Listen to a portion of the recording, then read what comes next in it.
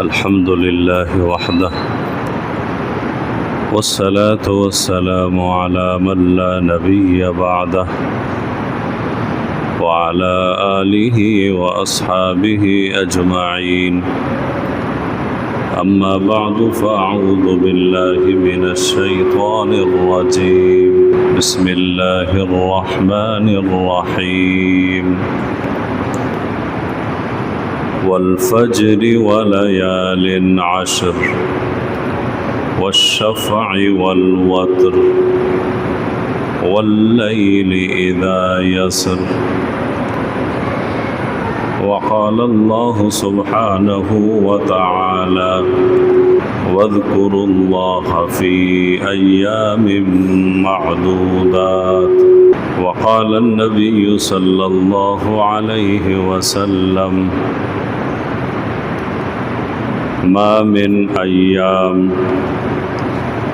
أفضل عند الله من أيام عشرة ذي الحجة.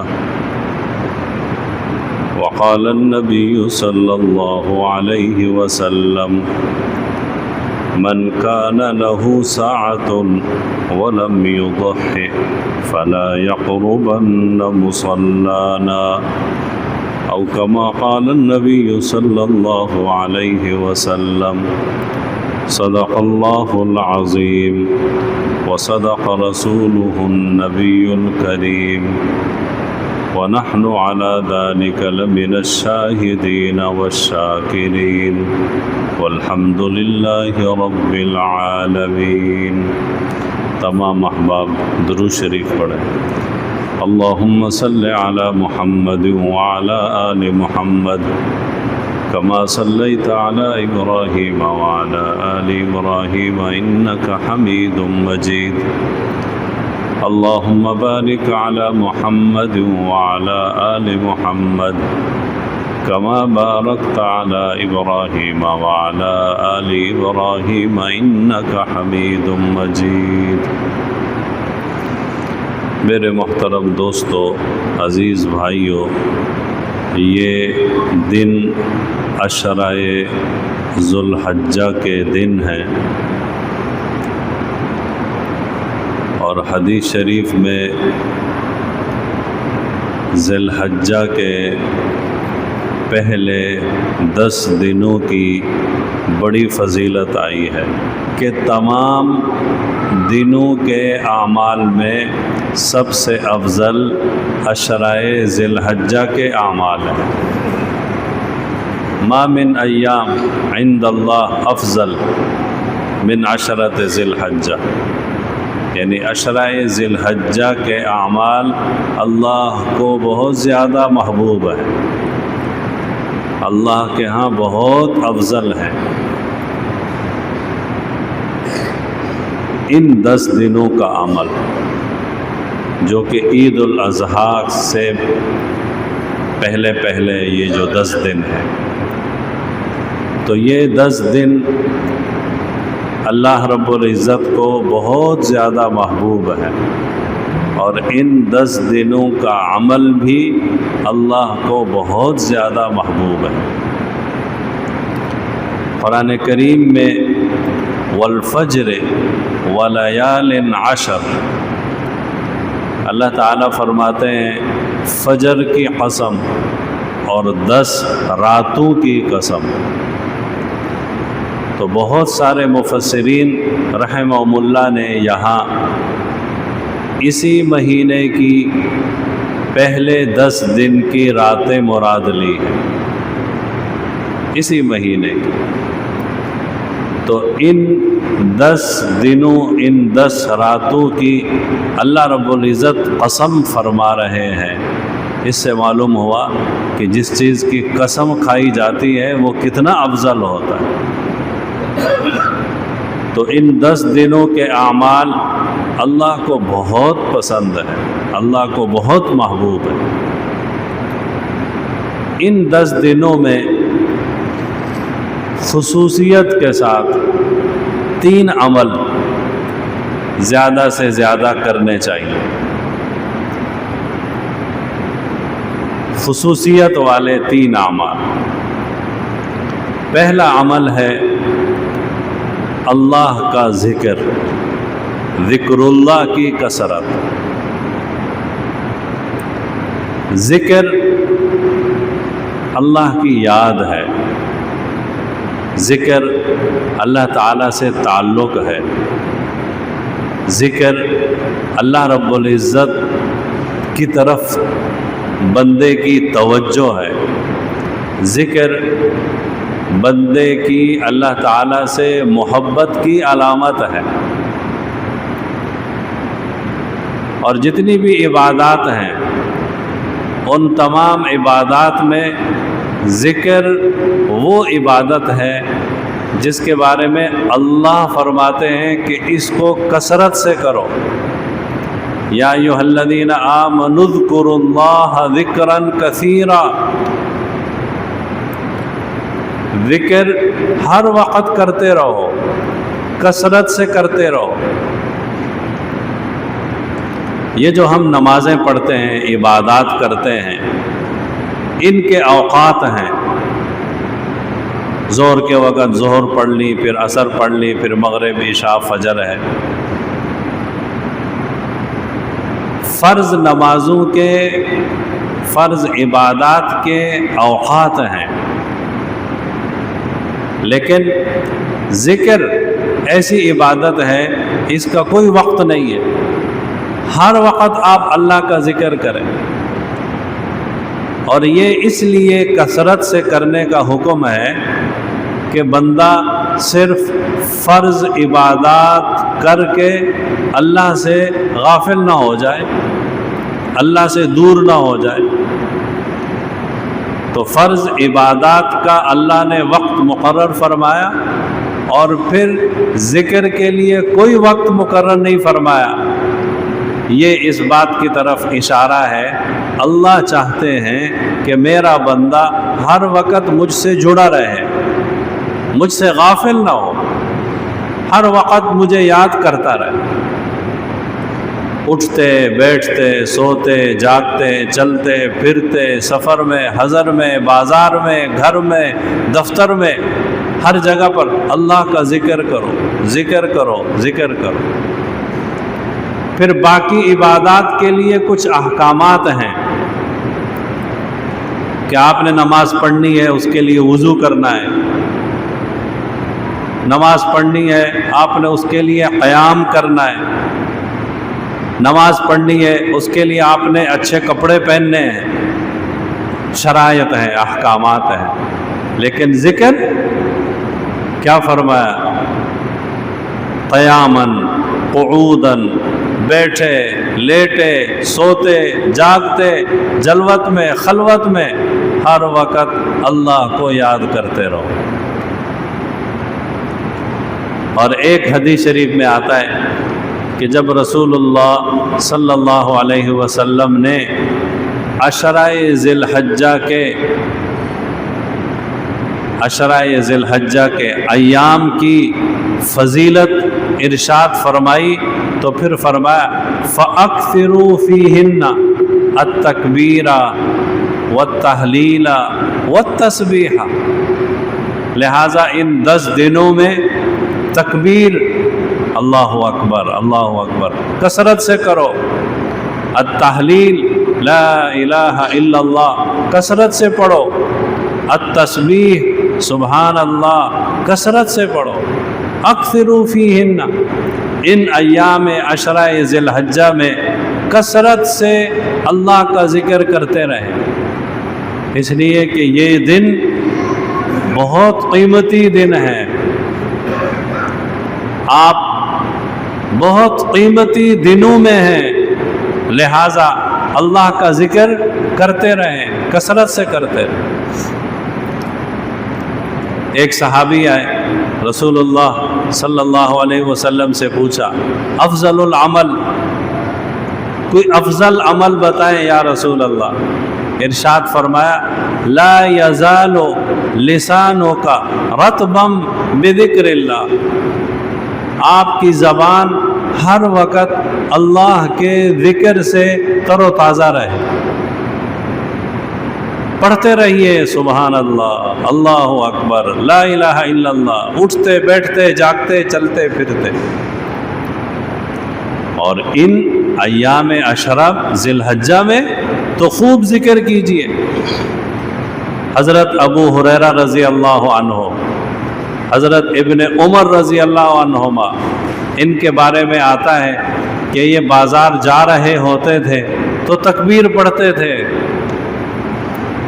اور پڑھ رہے ہیں، اور ان کو دیکھ کر بازار والے بھی تکبیر پڑھ رہے ہیں، پورا بازار تکبیر کی آواز سے گونج اٹھتا تھا۔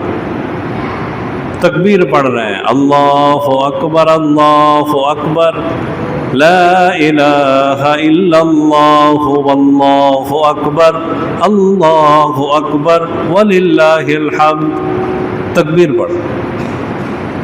حضرت عطا بن ابی رباح رضی اللہ عنہ، ان کے بارے میں بھی ہے، راستے میں جا رہے ہیں، بازار میں پہنچ رہے ہیں، تکبیر پڑھ رہے ہیں۔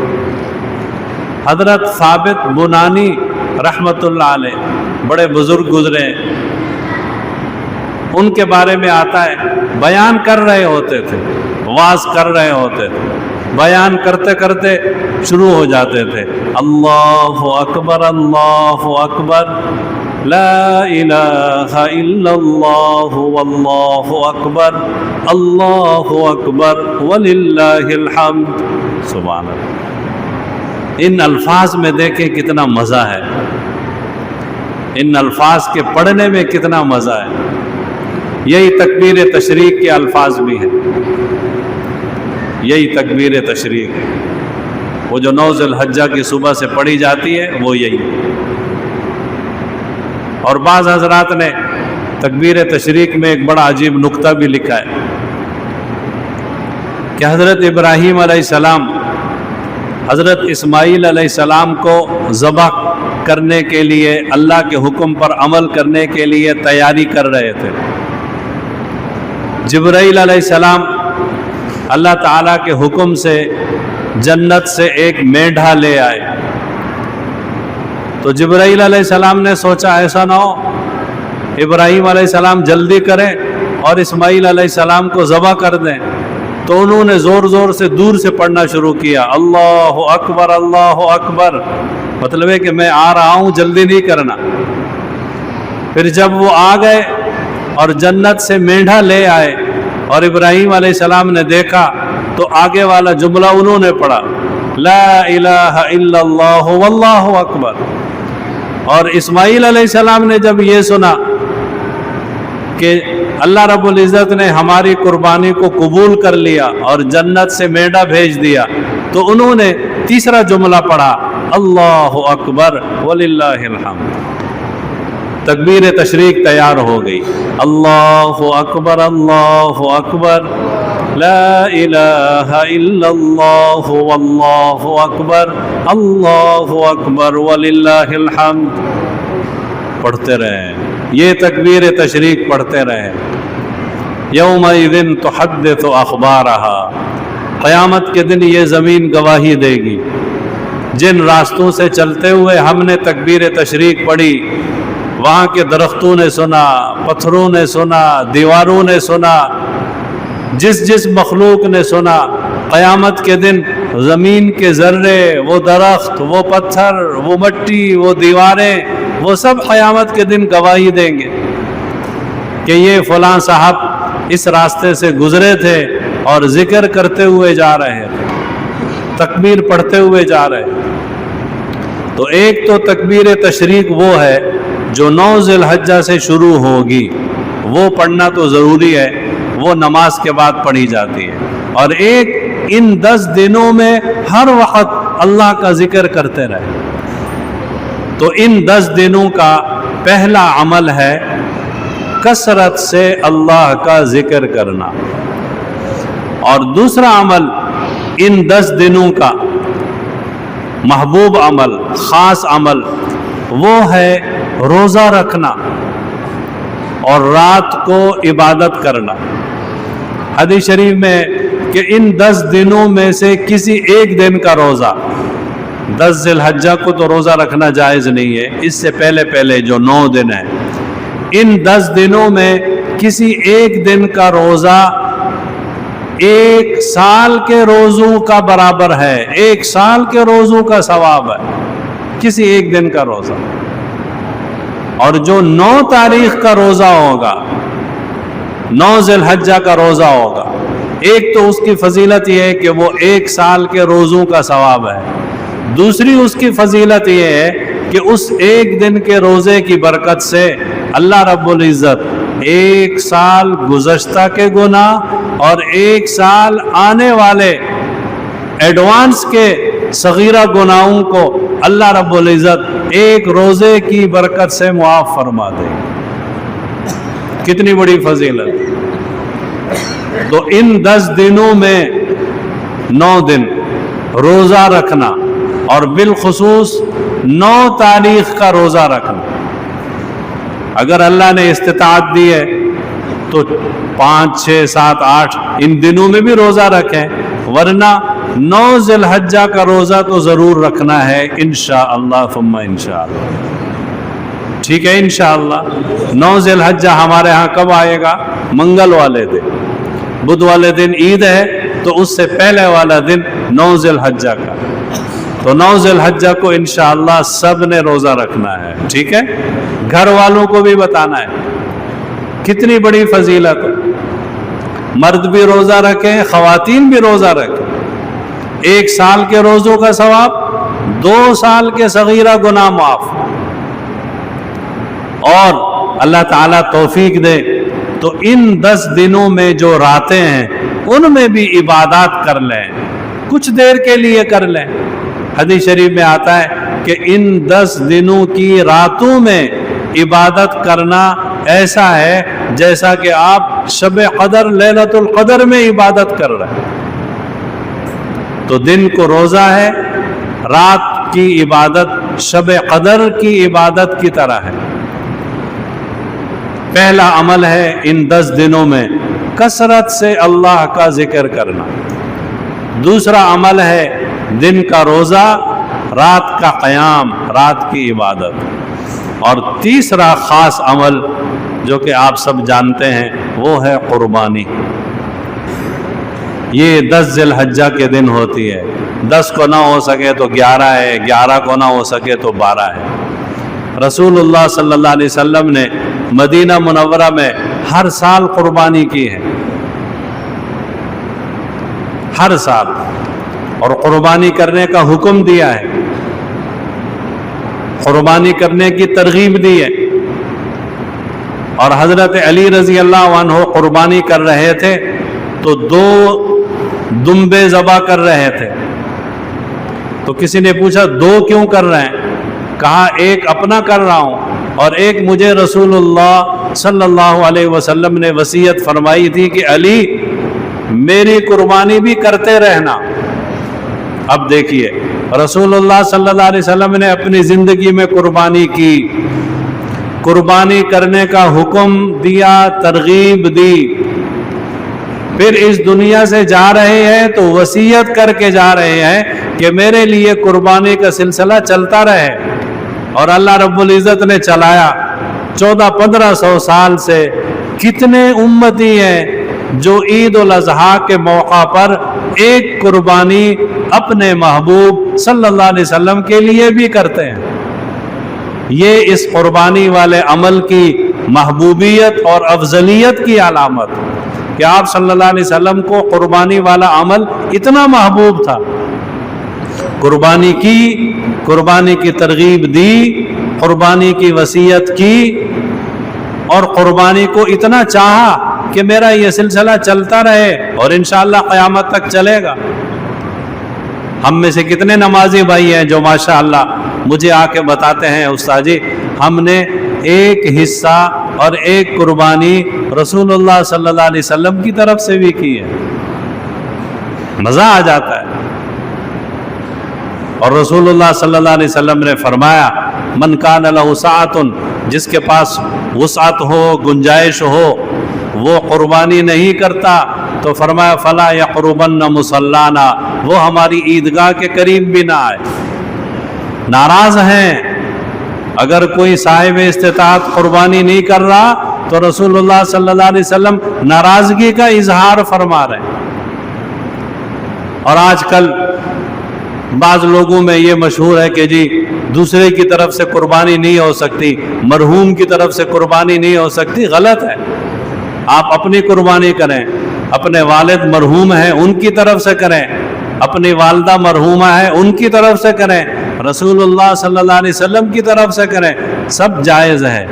زندوں کی طرف سے قربانی جائز ہے اور جو مرحومین ہیں ان کی طرف سے قربانی جائز ہے.